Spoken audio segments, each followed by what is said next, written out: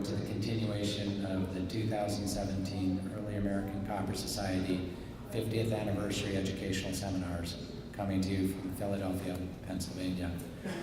Our next speaker has been of paramount importance in the development of the Newman Numismatic portal, which has greatly enhanced our ability to do primary numismatic research. So please welcome to the podium Len Augsburger for a talk using the Newman portal for early American numismatic research. Thank you for coming, Len. Thank you. We have had two amazing presentations today already. If you were here, Garrett spoke at one, and then we had this just great forum here from some of the guys who started EAC. So it's been a lot of fun to listen to what we've had so far today. All right, so I'll be talking about the Newman Numismatic portal. This effort began in 2014 as the Eric Newman collection started selling. The first sale was in 2013, and in 2014 the family was sort of brainstorming for a way to give back to numismatics, and the idea of the portal was formed, and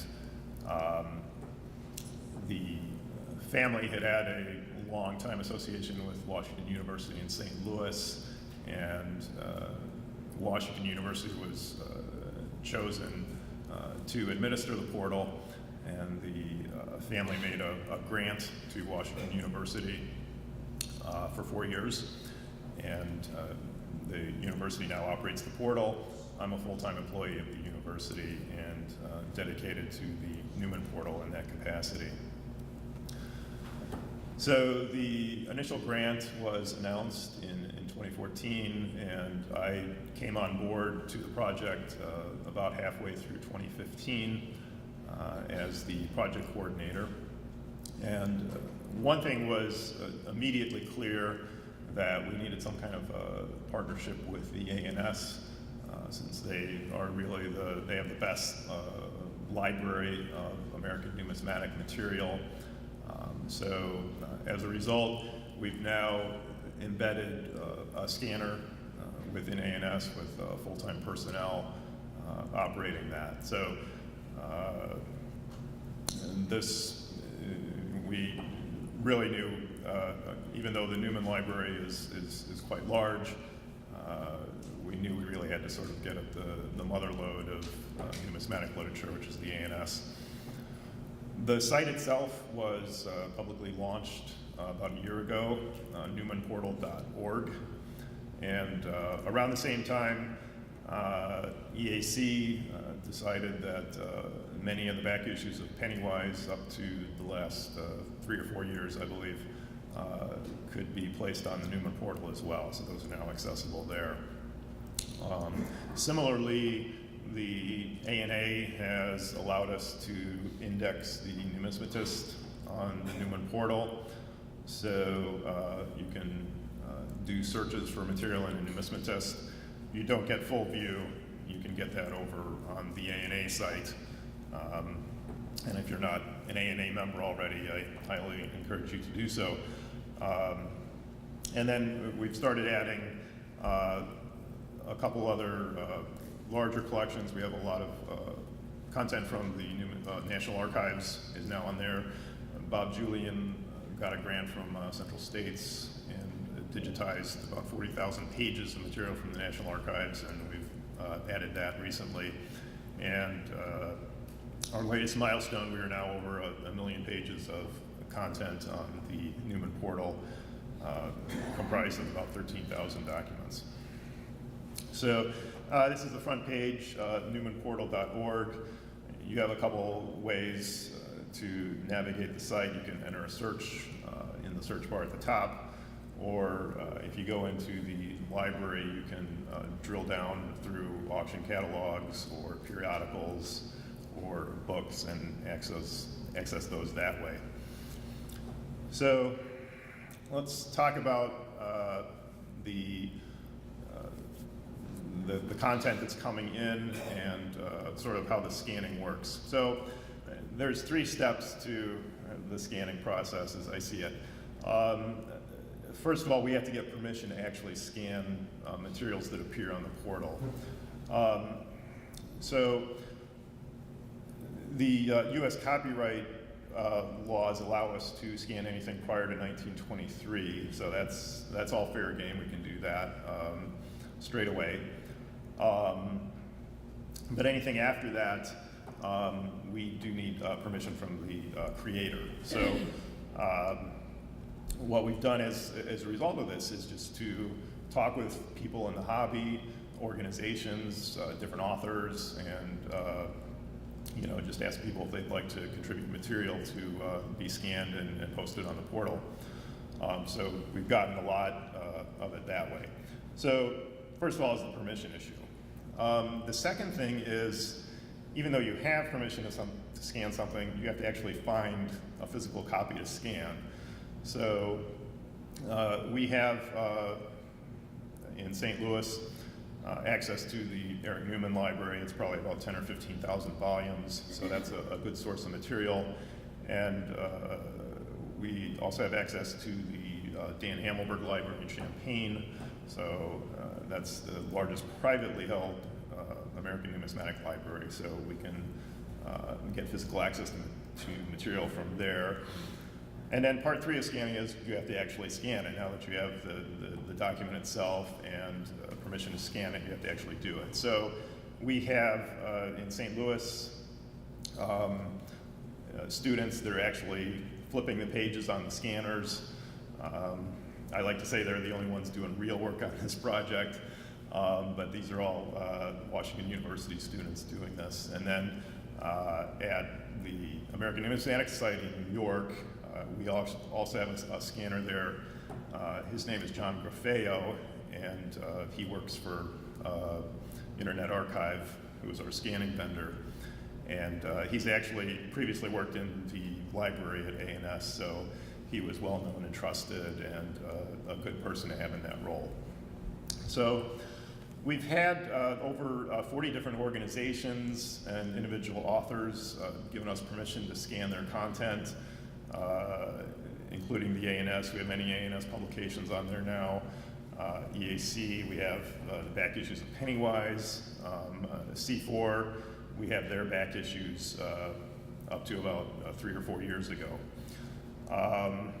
Anything that the government produces is already public domain, so US Mint reports, National Archives material, this is all public domain already, so that's open season on us. So as a result, what we really have here on NNP, Newman Portal, is it's a community effort. It's people coming together and saying, I want to support this central repository of numismatic information. So the Newman Portal in that way it's really just sort of a conduit for all of this to happen. We don't generate content ourselves, but the community is now more and more coming together and supporting this idea of a central repository for numismatic information. And as a result, a lot of organizations are contributing material to be presented on Newman Portal. So where we do the actual scanning, again, we get material either from the Newman Library in St. Louis or people mail things in. I have, at any given time, it seems like there's about 3 or 4 different shipments of material in process. So one of the things the scanning manager in St. Louis has to do is keep track of, who sent in what are we doing with it, when do we send it back. And then we have 2 machines in St. Louis for scanning and 1 in New York. All right, so within the library, we've divided this into 4 categories. First being the auction sale catalogs, and then these are divided by the auction firm. There's about 100 different auction firms represented in there right now. Martin Gengerke's bibliography lists actually 1,800 auction firms in all of US numismatic history, but a lot of these maybe had just 1 or 2 sales or otherwise very minor. But we've got a lot of the major ones are in there now. And then periodicals, again, divided by periodical title. There's probably about 100 different periodicals listed in there. And then we also include within periodicals serial publications, for example, the annual report of the Director of the Mint. We have a long series of those. A&S Coinage of the Americas Conference, so there's about 20 different volumes in that series, and those are on there. We also do archival collections, and these are typically manuscripts from institutionally held or privately held, and also ephemera, and we'll get into more examples of these. And then we do scan books as well, books and monographs, and those are listed in the book section under the library. So more specifically within the auction catalogs, we now have scanned about 4,000 catalogs, and these are all listed by the auction house.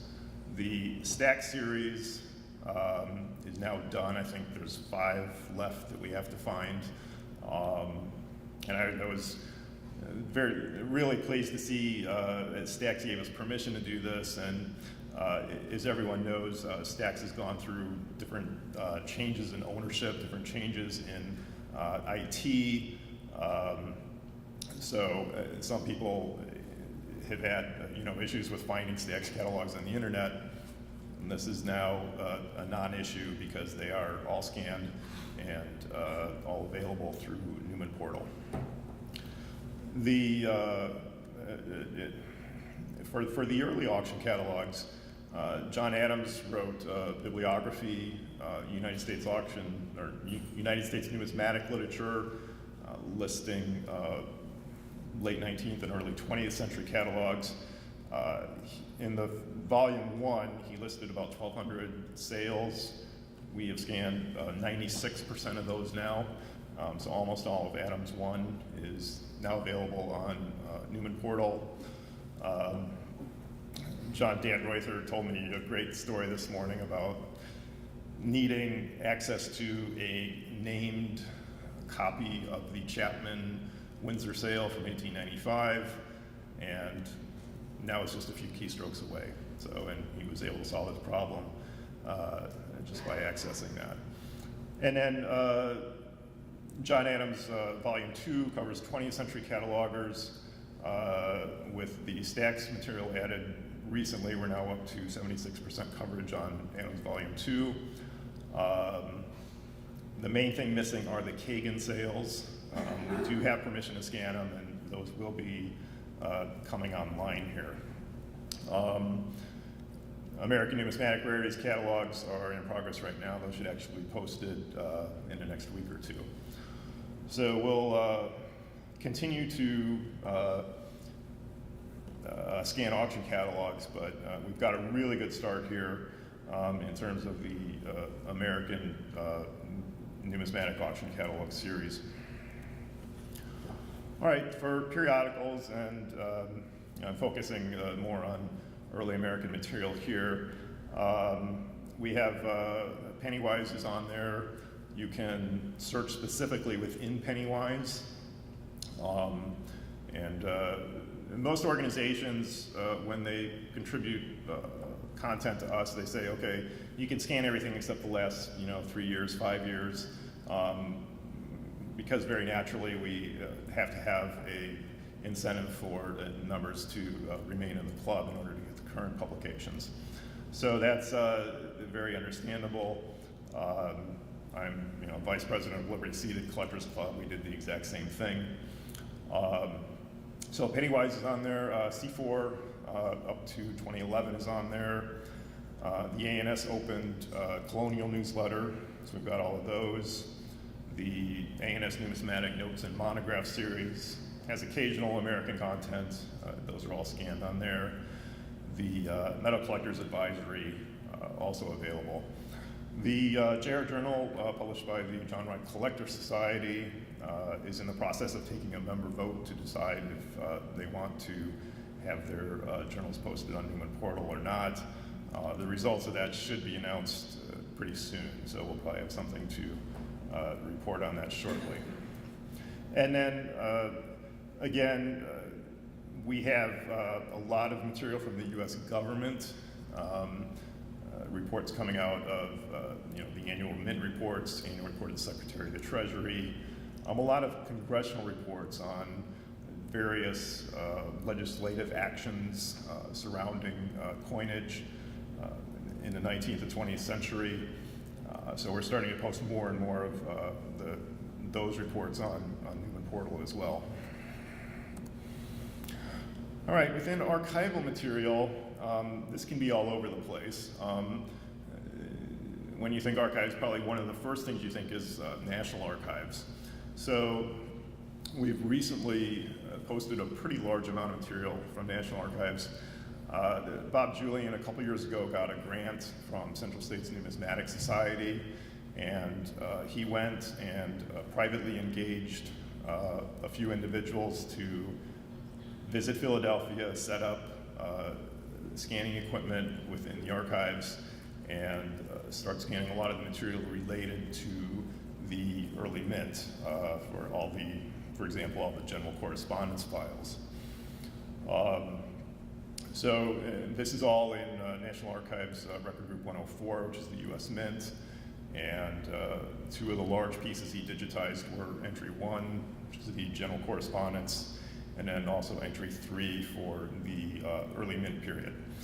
These documents are not always the easiest to read, even if you have the original copies. It's not necessarily always easy to read, but you now have a way, you can just go on the computer and look at these things directly, as opposed to having to travel to Philadelphia and visit the archives. We have a couple other possible engagements with the National Archives. I'm working with the archivist in Fort Worth, where they have a lot of material related to New Orleans, and we'd like to set up more of these scanning operations like Bob had, but it's a logistical question of finding the people who can do it and getting them in there. The archives generally aren't set up to do scanning directly on their own. They do scan odd pages, for reference requests, but to do mass scanning, they're not necessarily set up for that. But if we can solve that issue, the funding is certainly available to dig into this archival material some more. The Newman collection itself has a lot of archival type content. One thing that really popped out at us, in the early 60s, Eric Newman bought the Colonial Currency collection of Harley Freeman, which was by far the most important collection at that time. And we have in this correspondence file a long discussion of that purchase and a lot of different research matters related to colonial currency.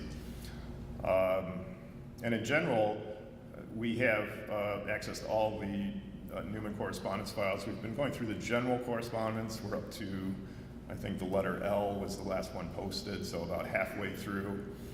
And there's two primary archival categories within the Newman papers. There's this general correspondence, and I anticipate we'll be done with that by the end of the year. But part 2 was the Newman research files, and those will take considerably longer. They're considerably larger and considerably more messier in terms of curation. With correspondence, it's pretty straightforward. You just have letter to the correspondent from the correspondent. But with the research files, the material can be all over the place. It could be a page torn out of a magazine, or a handwritten note, or an auction catalog. So those, from a curatorial perspective, are more complicated. But we'll start working through some of those as well. We've had other things come in. There's some Thomas Hall manuscripts on Connecticut copper. One of these was in the Newman collection. There was another one in the Hamelberg collection that's been posted. And then we had these, Jeremiah Platt account book was transcribed in the last Colonial newsletter. by Chris McDowell and Randy Clark. And they're going to be doing further transcriptions. And then we've also had just a number of things in archives. We're doing at the ANS, we've now scanned all of the Virgil brand ledgers, which are used for a lot of pedigree research. And we are currently doing the New Netherlands archives at ANS. This is a relatively unexplored archive, but what's in it are, from the New Netherlands auction sales, all of their invoices. And it's got bidder names and numbers. So we're going to have pedigree information on a lot of things that came through New Netherlands in the 50s and 60s. The Burdett Johnson invoices are all in the Newman collection. These have actually all been scanned already. They're available online. In the 1940s, Johnson and Newman were handling much of the material from the Colonel Green estate, and Johnson would just shop those around to all these dealers around the country. Everything was on approval, and they just sent out a bunch of coins and typed lists. I'm sure they must have had a couple typists going full-time on this. If you just look at the sheer volume of the paper. But all of this Colonel Green material, now a lot more of it can be traced through these invoices. All right, so we've got this massive material, but if there's no good way to search it, it's less useful. But we have done some improvements on search. One thing you can do now is you can search within a specific document title, for example, Pennywise. If you want to just search for things in Pennywise. One thing that can be very useful is to just search on a variety name, S276 or Sheldon 48, the starred reverse. And you can find a lot of references to coins that way using the text search. You can also now filter these auction results filter the search results by auctions. So if you just click the auction box on the left, it'll just give you auction appearances. So I just typed in a couple things. I tried Jefferson Head, you get about 300. Sheldon 15, you get about 20 hits on that. Or you can just text search across the entire collection. And various terms you can try out for whatever you're looking for. In all of this, there is a continued need to really think about what you're looking at. Just because something's in a book, just because something's on the internet, you have to apply a lot more judgment than that. You saw Dave Finkelstein's talk last night. Even though he had all these documents in front of him, he still had to make sense of it. And of course, it was a lot of work just getting the documents themselves, but he took all of this material and basically reverse engineered the process flows within the early U.S. Mint. So it's sort of that critical thinking piece of it that really advances knowledge.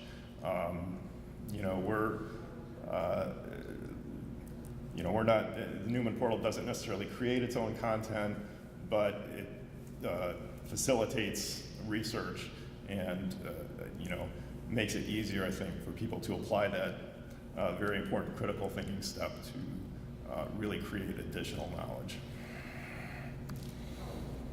All right, so what we're doing going forward, we'll have continued stream of user-contributed material coming in. We've always got the scanners busy. There's plenty more US and American content in the ANS we'd like to get to. And we do all of numismatics, but we're really focused on American. We've had a couple of organizations have approached us to do other things, and typically, we usually don't say no. The Lithuanian Numismatic Association approached us a few months ago. It's a US group. They had 40 or 50 years of journals, and they really wanted them digitized. And we were happy to say yes. So those are on the portal now or will be shortly. But in terms of material that we seek out, we're generally seeking American material. We have another feature coming in, which is the image database. Right now, everything, the Newman portal view of the world is sort of documents, and we want to